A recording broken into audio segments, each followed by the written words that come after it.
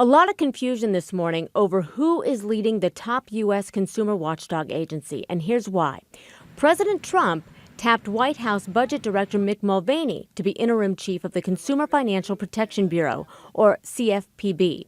The announcement came, though, just hours after the outgoing director, Richard Cordray, an Obama appointee, formally resigned and named his chief of staff, Leandra English, the successor, which essentially makes her the acting director. The appointments of two officials to the same post sets up a political and legal clash here, and the question of who's in charge when employees return to work on Monday. Massachusetts Senator Elizabeth Warren, who helped create the CFPB, tweeted this: "The Dodd-Frank Act is clear. If there's a CFPB director vacancy, the deputy director becomes acting director. Donald Trump can't override that. But the administration can appoint a current government official into a new job as long as they're confirmed by the Senate under the Federal Vacancies Act to serve in an acting capacity." So the CFPB was created after the 2008 financial crisis to protect consumers and keep an eye on Wall Street. Republicans argue the agency has too much power, not enough oversight, and establishes what they see as anti-business regulations. Mulvaney's been a longtime critic. While serving in Congress, he voted in favor of killing the agency and once called it a sick and sad joke. President Trump will ultimately nominate a permanent director. The opening is a chance for a major overhaul of the Bureau.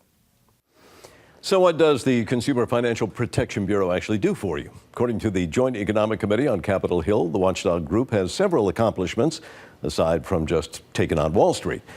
More recently, it forced Wells Fargo to pay full refunds to customers after employees set up those phony accounts. The Bureau also gave $130 million to service members, veterans, and their families that were harmed by predatory financial practices.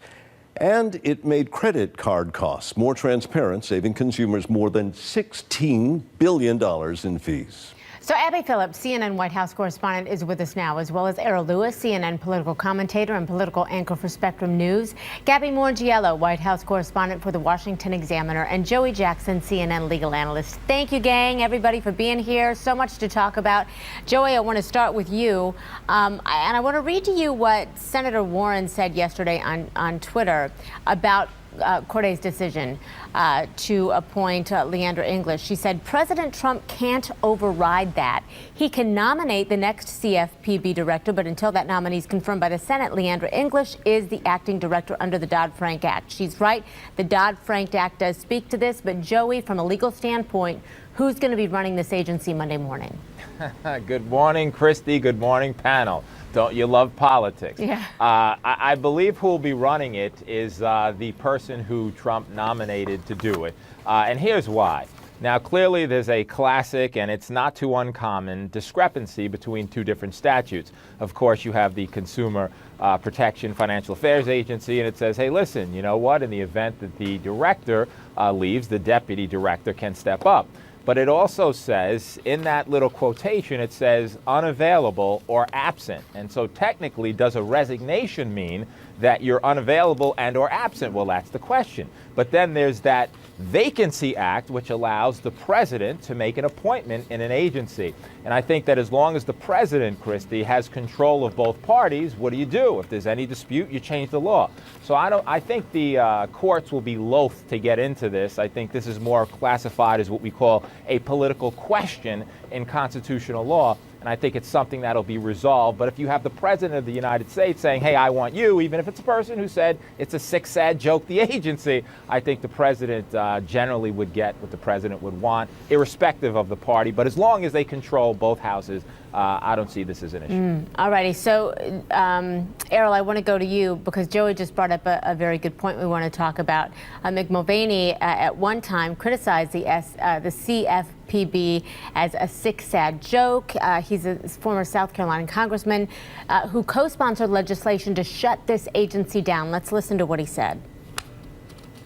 It's a wonderful example of how a bureaucracy will function if it has no accountability to anybody.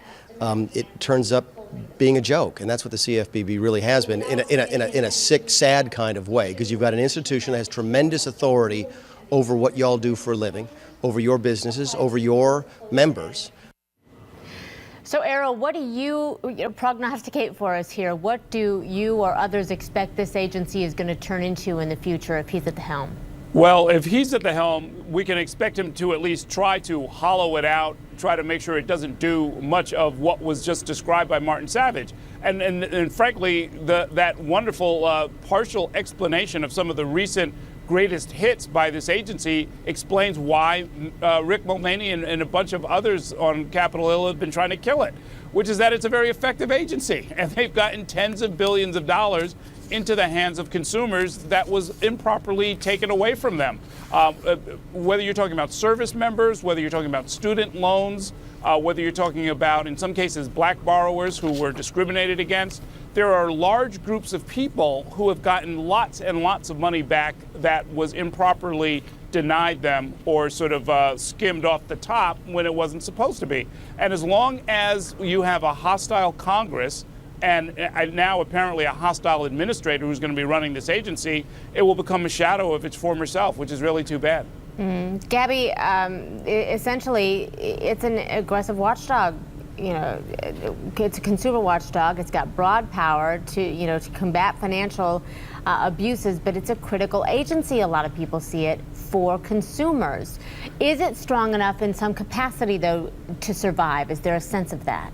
Well, the Treasury Department under this administration has already signaled that it wants to significantly scale back the responsibilities of this agency and the what it has on a day-to-day agenda in terms of its duties and whatnot. And so it wasn't really a surprise that President Trump would appoint Mick Mulvaney as the interim director of this agency, considering he has been highly critical of its operations and what it should stand for and what it should promote in terms of consumer protection. And so I do think that there's a risk that we are going to see it, as Errol said, hollowed out under the Trump administration, likely to the point that it would just be obsolete, that it wouldn't be the same agency that it was under the Obama administration. And then the president could always make the argument that, well, this agency isn't doing anything and we should probably just repeal it legislatively. Okay.